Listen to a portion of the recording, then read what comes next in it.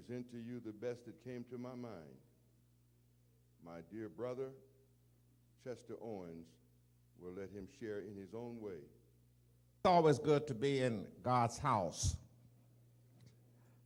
I appreciate the introduction of my brother. When I say my brother, Leroy Pitts. Let me say again that my wife is sitting in the back. Lily, hold up your hand.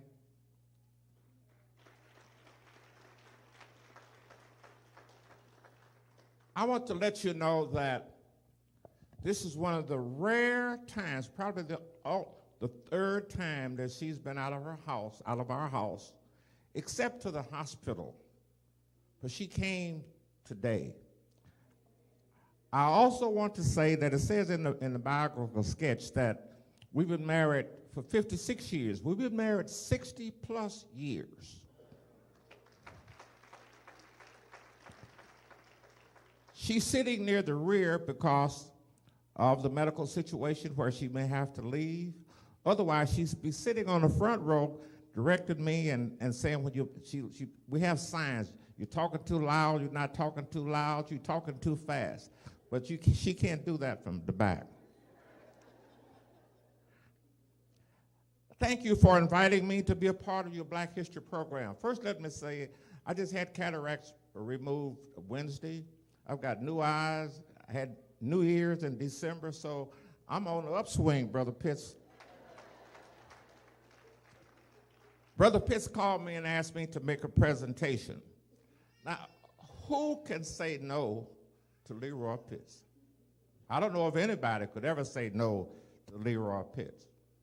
I am elated that there are young people who are interested in Black history. This may be stereotyping, but I'm still elated. Let me say, particularly to you young people, you're going to have to pick up the mantle and carry it when it comes to Black history and keep it alive. It appears to me that the interest in Black history is on the decline in this country, all over. There was a time during the month of February, I've been to basically every school in this city and the colleges and away, but it's rare now that we even have Black history in our schools. So it's going to have to be where it should be in the first place. It should start from your home. It has been stated over and over that if you do not know your past, then your future is uncertain. Let me begin by playing a tape. And it's from a series called Remembering Slavery. In the 1930s, early 1930s, the Federal Writers Project began to interview people who had still been in slavery, or persons who persons who'd been in slavery related their stories to their close relatives. And those lay dormant in the Library of Congress until probably the year 2000, and someone pulled them out. The tapes were you couldn't hear them, you couldn't understand them, but they took them, and now they had persons like Esther Roll and other persons begin to narrate. So I'm going to play one of those tapes for you. Please listen very closely.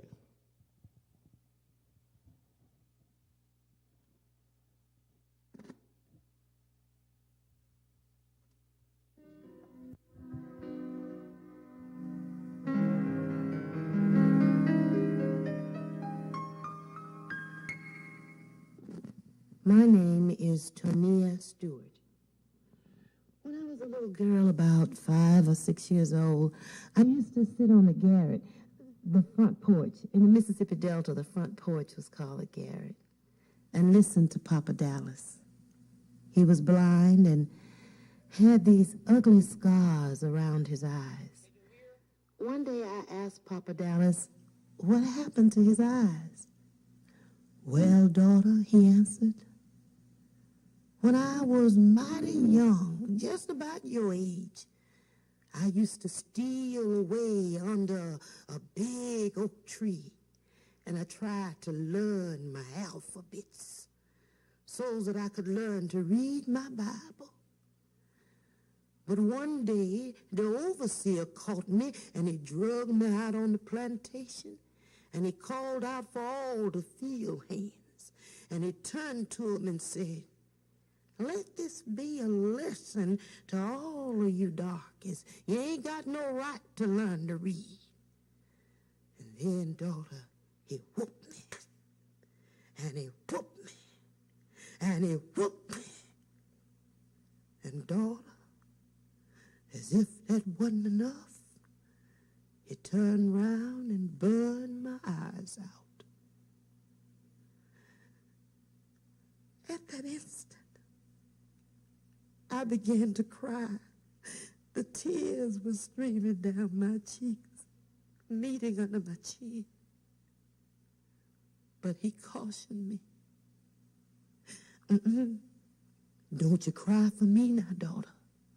Now you listen to me. I want you to promise me one thing. Promise me that you's going to pick up every book you can and you's going to read it from cover to cover.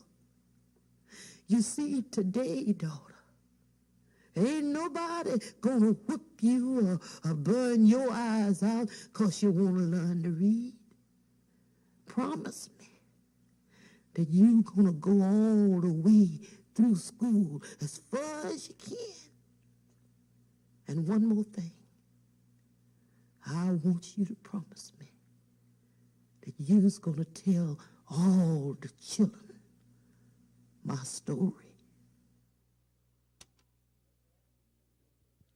This is not just something someone made up. This is an actual story that was related during the Federal Writers Project. I hope that we all listened to what was being said. Let me play another recording, because as the man stated, he asked his daughter to promise to go out and tell the story. That is something that some of us have attempted to do. Listen to this next recording. It's by one of the participants from the Three More Tenors. I don't know if you're familiar with them, but listen to the tape.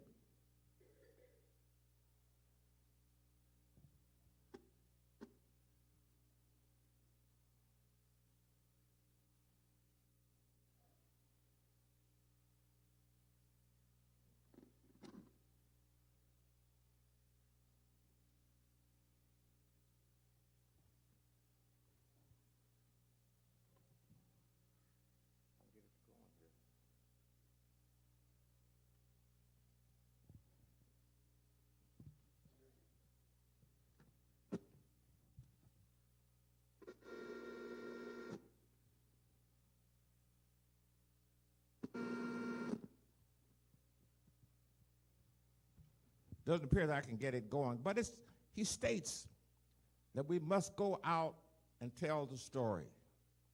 We must tell everybody what happened, in particular during the period of slavery. I would like to read a quote from Dr. Martin Luther King, and he has a number of quotes, but this one is one that is one of my favorites.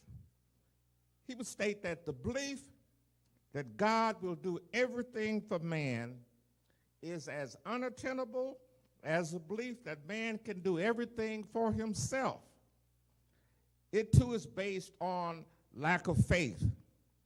We must learn to expect God, not learn to expect God to do everything while we do nothing.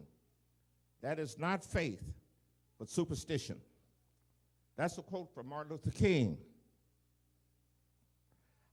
I do not understand, still do not understand, why a great number of our children and many young adults cannot read and read with understanding.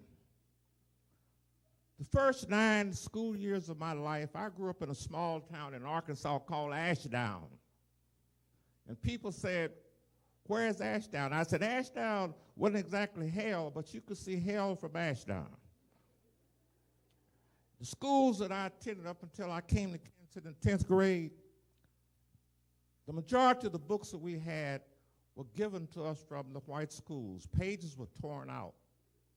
But all during that period and the 3 years that I attended Sumner High School, I only know of one person who could not read and read with understanding. And later we found out the reason why he could not read, it was not because of his intelligence, but it was because of dyslexia.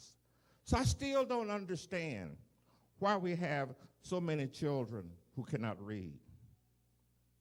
We saw upon the video, which was excellent, but Dr. Carter G. Woodson, who is the founder and organizer of Black history. And this is what he said. Why Black history? If a man has no history, it has no worthwhile tradition. It becomes a negligible factor in the thought of the world, and it stands in danger of being exterminated. The Hebrew keenly appreciative of the world tradition, as is attested by the Bible itself. In spite of world persecution, therefore, he is still a great factor in the universe. The fact is, however, that no one race has not accomplished any more good than any other race, for it would be contrary to the laws of nature to have one race inferior to the other. But if you leave it to one to set forth his special virtues while disparaging those of others, it will require many generations before all credit for human achievements will be ascribed to one particular stock. That's a quote from Carter G. Woodson. Why Black history? You know, there are a number of persons, both Caucasians and African Americans, who say that we no longer need Black history. We no longer need to hear about slavery. Can you imagine what the reaction would be if there was an outcry like this to say, we don't want to hear anything else about the Holocaust. We don't want to hear anything anymore about the 6 million Jews who were killed in Germany. Can you imagine what the outcry would be? But during the African slave trade, there was upwards of 50 million of our brothers and sisters who died during this period, during the African slave trade. We should always have the same cry that the Jews have, and that is never forget. Slavery in this country was the most barbaric form of slavery ever in the history of mankind. The things that happened here, the atrocities that occurred to your forefathers was the worst ever in this country. We must never forget. Who are you? Do you really know your history? It did not begin in 1619 when we first came to this country. I urge you to read, learn, and study about your African ancestry. Read about ancient Egypt. You know, the vast majority of people do not even realize that Egypt is in Africa. And the ancient Egyptians, who the Greeks learned from, did not look like the current Egyptian that you see. Read about the great African kingdoms that the Europeans found when they reached the African continent. If I had known you had the outfits, I would have worn mine today. I would like to have been in that fashion parade. That was great. That was great. Today I would like to talk about African Americans that you rarely hear about anywhere, but played an important role in Black history. Those two persons are David Walker and Theodore Wright. These two persons are unsung heroes in the anti-slavery movement that helped make freedom possible. In the 1930s, a prominent African-American was visiting India, and he was talking to Mahatma Gandhi. Now, I don't assume anything anymore, because Brother Pitts are older than everybody. So I'm not assuming that everybody in the audience know about Mahatma Gandhi. So if you don't know about Mahatma Gandhi, and particularly to our young people, if they don't study in school, try to find out who he was. But anyway, this prominent African-American was talking to Gandhi, and he said that, "I am ashamed of my slave heritage." To which Gandhi replied, "You have no shame. The slaveholder is the one with the shame." David Walker was born in North Carolina in 1785. His father was a slave, but his mother was a free woman. Little is known about his early life, except he acquired an education. He traveled widely and saw all of the horrors of slavery. In 1827, he opened a shop in Boston and became an agent for the Freedmen's Journal newspaper, which was an abolitionist newspaper that was handled by William Lord Garrison. He felt that the newspaper was not reaching a wide enough audience and that the message was not for the free men, but for the slaves. In 1829, he wrote his appeal and had it printed. Now, this is a copy, it was a book, it's called David Walker's Appeal to the Colored Citizens of the World, but in particular and very expressly to those of the United States of America. He wrote his appeal, but he didn't get a grant. That's kind of a joke, because it appears now before we can do anything, we got to get a grant. Now, I'm not knocking grants, but we've got to learn to do things for ourselves. But he did this in 1829, published his own appeal, and set about to distribute it by devious means to those whom it was primarily intended. The writer said, if any single event may be said to trigger the Negro Revolt, it was the publication of David Walker's appeal. The slaveholding South saw it as an incitement to slave revolts and went to great lengths to suppress it. A price of $1,000, which was a lot of money in 1829, this amount was put on David Walker's head, and rumors that the sum was increased tenfold to $10,000.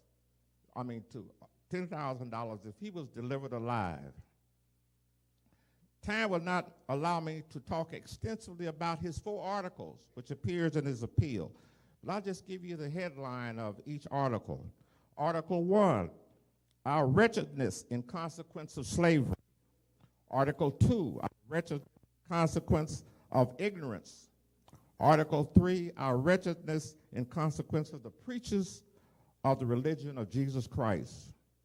Article 4, in consequence of the colonization scheme.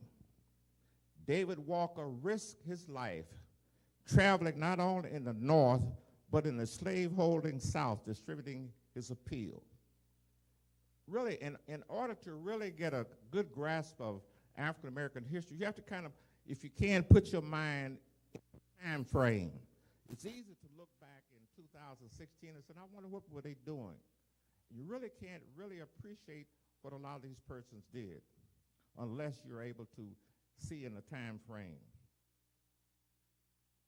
In June 28, 1830, David Walker was found dead near the doorway of his shop.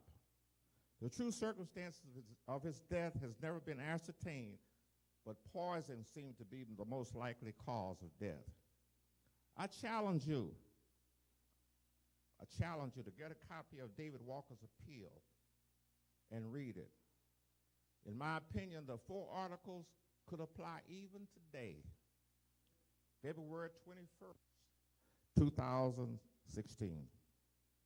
The next person is Theodore Wright. Who have ever heard of Theodore Wright? I have met many historians in my time, but I have never found one who'd ever heard of Theodore Wright. What books records his life and his deeds? He was one of the leading abolitionists of the turbulent years of the 1830s and 1840s. He was born free in Providence, Rhode Island in April 1797. He attended Princeton from 1825 to 1828 and is the first black to receive a degree from a theological seminary in the United States. Long before Frederick Douglass was heard of, Theodore Wright was advocating against slavery.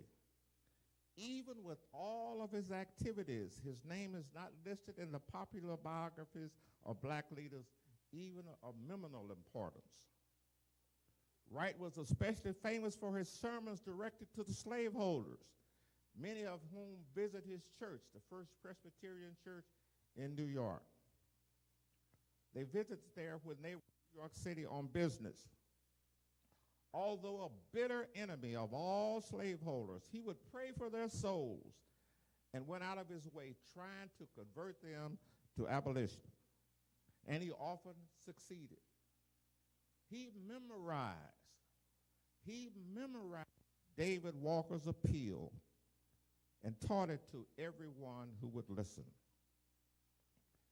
He challenged the Presbyterian church. If you could imagine, he was the only black Presbyterian minister probably anywhere in the United States. But he challenged the whole Presbyterian church at one of their national meetings.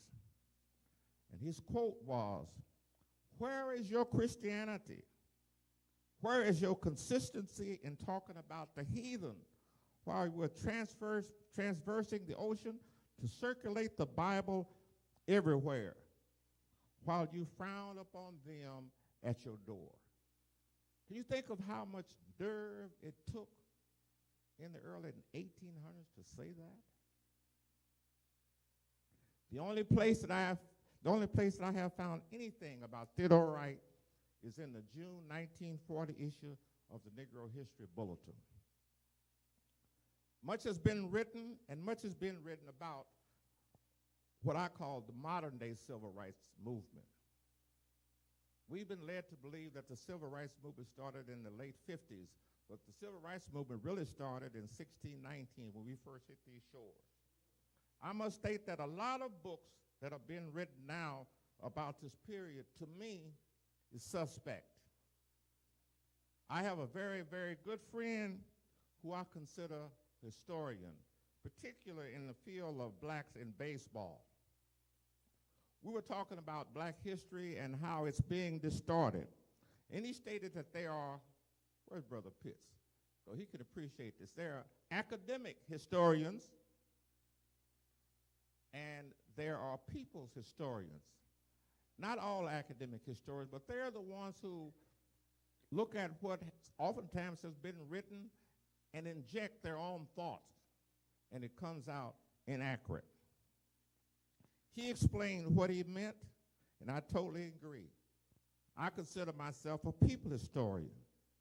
There are people today who are involved in the modern-day civil rights movement with hands-on experience and involvement, and oftentimes we do not even recognize what they're talking about.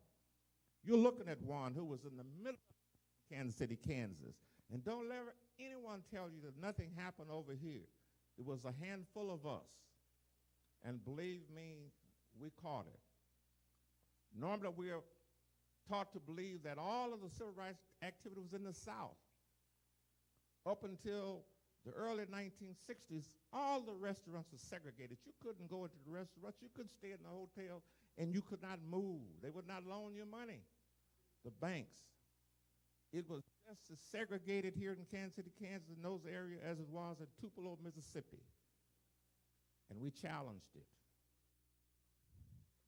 I would briefly, the role of black women in black history, and especially the modern-day civil rights movement, has been played down and still is being played down. The women have not received their proper recognition. Now let me hasten to add that persons in black history, when they were doing what they felt they had to do, they were not trying to make history. They were just doing what they felt was the right thing to do. The women especially, they were not seeking to say 50 years from now or 25 years from now, we don't want anyone saying that I'm a hero. They were doing what God told them. I would briefly like to talk about just a few women, many who you probably have not heard a lot of, that they are an important part of African American history. The first one is Ida B. Wells Barnett. Saw her picture up there this morning. Read about this magnificent lady who was born in 1862 in Mississippi, 6 months before the Emancipation Proclamation. In May 1884, she filed suit against the railroad company after she was forced off a train for refusing to sit in a Jim Crow car designated for blacks, long before Rosa Parks. She won the lawsuit, but the Tennessee Supreme Court overruled it. She embarked then on a career in journalism and wrote and spoke about lynchings and other injustices suffered for black people in the United States. Number 2 is Ella Baker. Born December 1903 in Norfolk, Virginia. She was a social justice activist who was instrumental in founding and directing the activities of SNCC. That's the Student Nonviolent Coordinating Committee. You'll hear many mentions that I'll be making of them today. Young people, the modern-day civil rights movement was instigated by young people. Many of them in their teenage, in their early 20s. They were the one who took up the mantle and started this whole movement.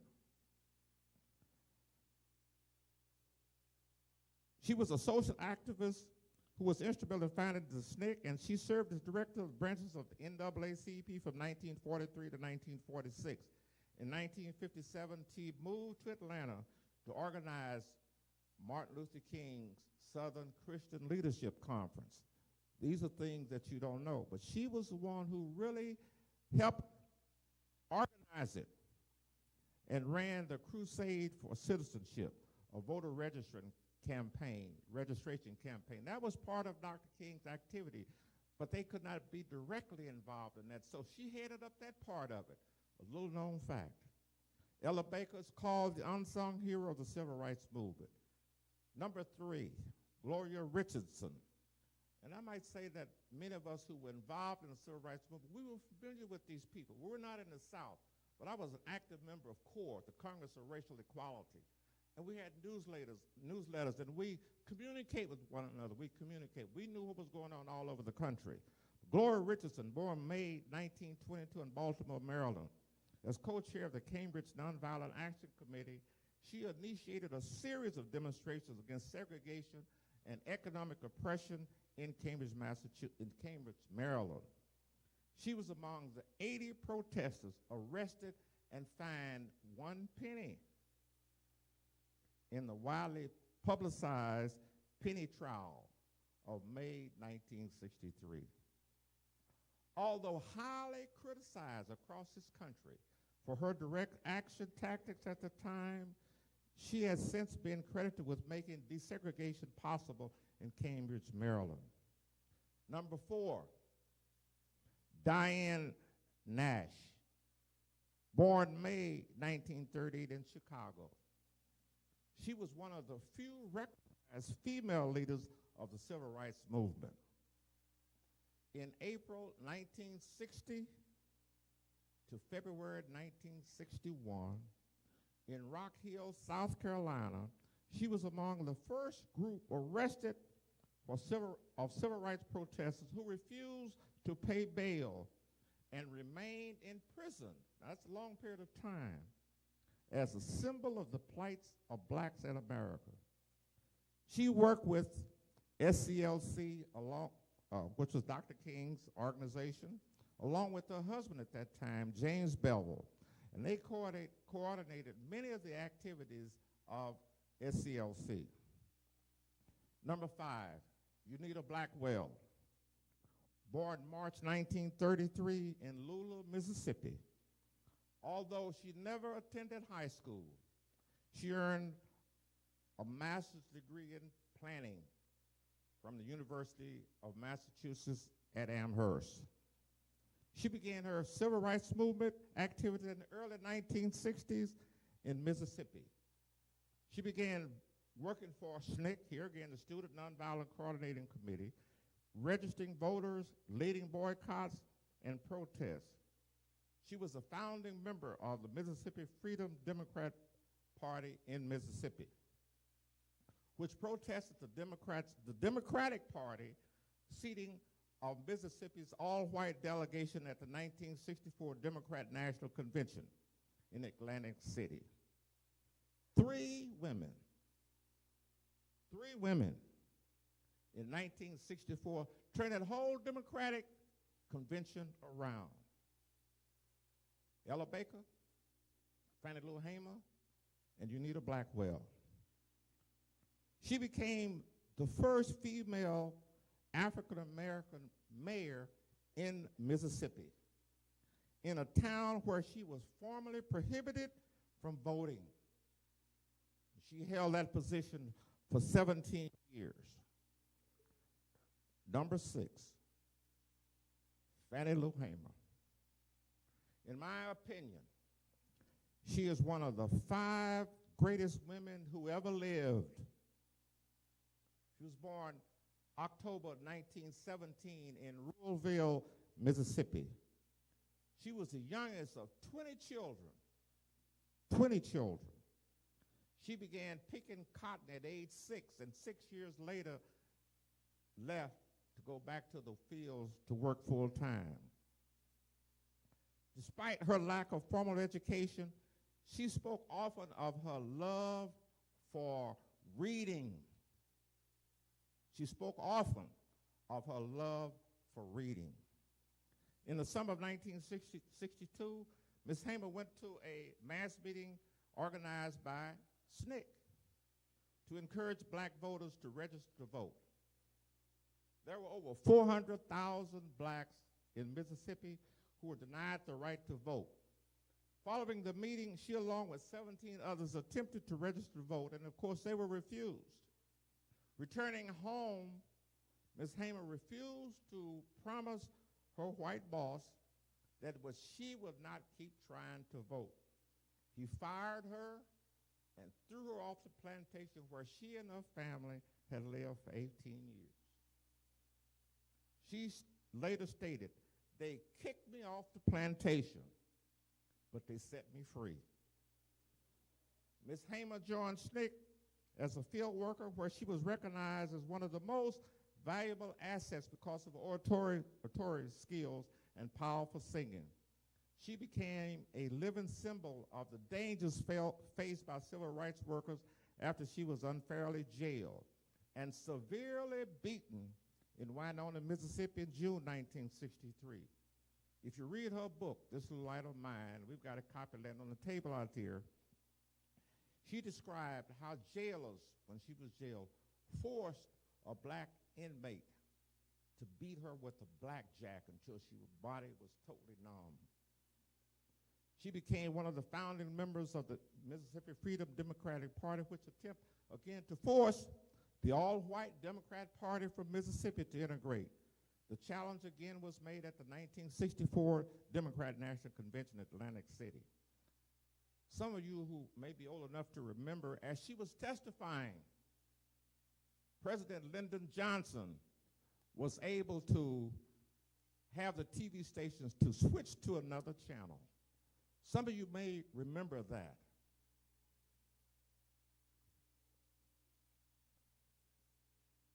Martin Luther King, Roy Wilkins, Aaron Henry, Vice President Hooper Humphrey, and other leaders urged these 3 women to accept the compromise which they had made with the Democrat Party. She refused, or they refused, telling them that we're the ones who are the ground troops. We're the ones who have our feet on the ground and are risking our lives daily in Mississippi. This is when she uttered her now famous quote, "I am sick and tired of being sick and tired." You ever heard that quote? That's where it came from, Fannie Lou Hamer, and that's why it came. At her funeral, Andrew Young of Southern Christian Leadership Conference and former ambassador to the UN stated that there is no one in America who has not been influenced by Mrs. Hamer. And then he led the mourners in singing her trademark song, "This the light of mine, I'm going to let it shine." Please read her book. If you have an opportunity to hear, and I have a copy of it, hear her singing this song, "This the light of mine," it'll bring tears to your eyes and make you jump for joy at the same time. The history of the African-American community in Kansas City, Kansas, and Wyandotte County is one of the richest in this country. Time would not allow me to even scratch the surface this morning. I strongly believe, though, that if you're over 75 years of age, you have a story to tell, and tell it. And it should be told. And if you're under 75, you should be seeking people out and listening to what they have to say. You can learn a whole lot. We're missing a whole lot now because people are passing who have all this information, and we're not even capturing it. During many of the Sumner High School national conventions and class reunions, I've done tours of the area, what I call BI. And that means before integration. Some of you don't know what the northeast section of Kansas City, Kansas looked like before integration. And many don't know how you were able to move and what precipitated places to start learning your money, loan money, so you could buy homes. That's a whole nother story, primarily because of one man. But I always start the tour at 3rd and Richmond. And always because there are people say, "Oh, there's no history out there." And I'm speaking about people in the different classes of Sumner. Oh, there's not any history out there. Oh, I already know. But I would always start that tour in front of what I still call, and probably shouldn't, the Third Street Church of God.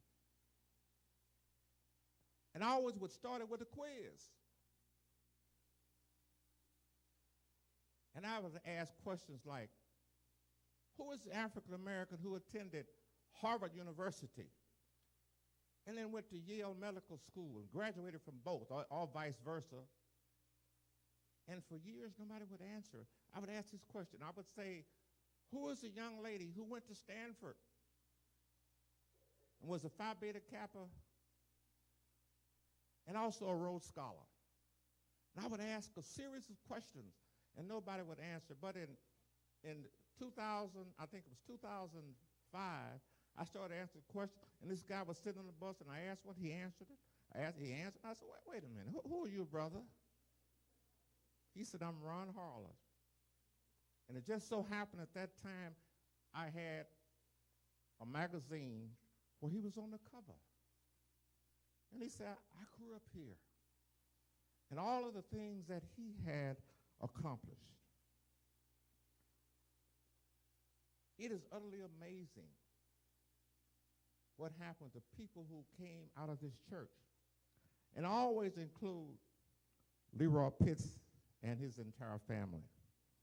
The number of lives that he has positively affected is amazing and allows him to live through the ages.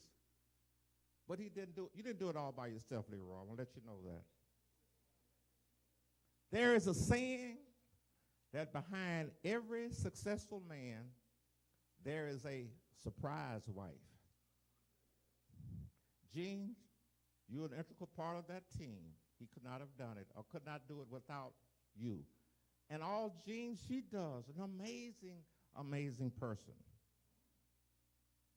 One of Booker T. Washington quotes is, do not judge me by what I have attained but the depths from which I came. If you drive around Kansas City, Kansas, and Wyandotte County, you see the Prince of the Resch family. Sister Lula sitting there, and the businesses they operated all over this county. They were synonymous with the highest quality of masonry work to found anywhere, not only in this area, but throughout the country. If you haven't compiled a list of outstanding African Americans from the Church of God in Kansas City, Kansas, please do so and have a class about them and their accomplishments. Now, let me hasten to add, people accomplish, but if you have lived and just raised your family and led a good life, you're equally as important as the people who we've mentioned. The garbage workers is just as important as a physician. And if you don't believe it, let them quit picking up your garbage. The history of blacks in Kansas City, Kansas, and Wyandotte County in the 19th century is unique and outstanding. Names like 19th century now, that's the 1900s. Names like Corvine Patterson, Attorney I.F. Bradley Sr., Dr. S.H. Thompson Sr., Attorney B.S. Smith, Bishop W.T. Vernon, Julius Groves, just to name a few. This is the 19th century. Institutions like Western University is in this area, and Douglas Hospital. There is an institution that I would briefly touch on, and that's Sumner High School, 1905 to 1978, which was probably one of the finest high schools in this country, bar none. And I didn't say all black high schools. I just said high schools. This school was born out of racial strife, and the Kansas State Constitution had to be amended to create this school. This school produced some of the best minds in this country. Just for example, we've been able to identify 11 Phi Beta Kappas. And when we were doing the alumni room at Sumner, we talked to the principal and said, y'all have been here, and Sumner Academy was at that time in 2010, and still is now. Sumner Academy is recognized as the best public high school in the state of Kansas, bar none. You take in Blue Valley, that school is still rated. We told them we're glad that you all are keeping the tradition that we left you. We asked him to check to see if you can, because we were there for 3 months, to see how many Phi Beta Kappas the Sumner Academy has produced. And we left, he was not able to find one. Not to say there were not any there, but he couldn't find any. But 11 in the history of Sumner High School. The first one was 1918. A lady received a Phi Beta Kappa. Here again, I'm assuming we say Phi Beta Kappa, we know what we're talking about. That meant you went to a college, and you were the highest academic standards. And matter of fact, you were all A's. So can you imagine a black at the University of Chicago in 1918? One in the 1920s from KU.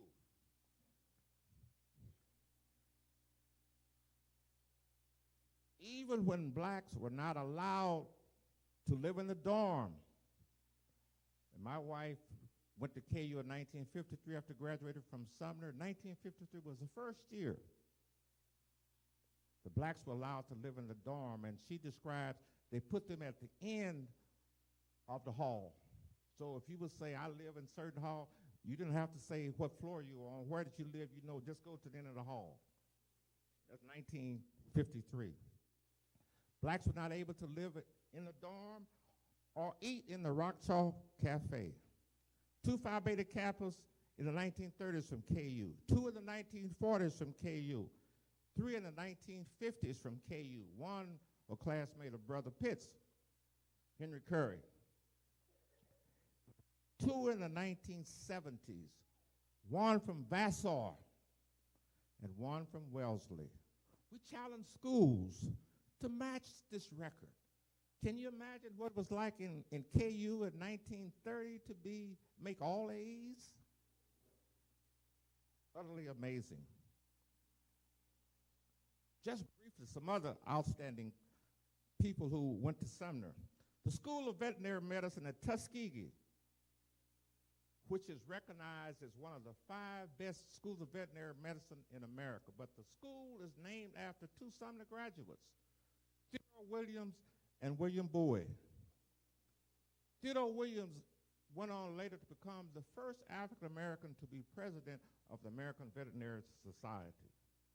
School of Fine Arts at Florida A&M is called the Foster Tanner School of Fine Arts. William P. Foster, who graduated from Sumner, was recognized and still is recognized. He passed in 2010 as America's bandmaster. Henry O. Tanner, though not a native of Kansas City, Kansas, he lived here from 1896 to 1900. And 2 of his famous paintings were a portrait of his mother and looking south on 6th Street. And he lived at what's now 6th and Stewart. He painted those 2 paintings while he was here.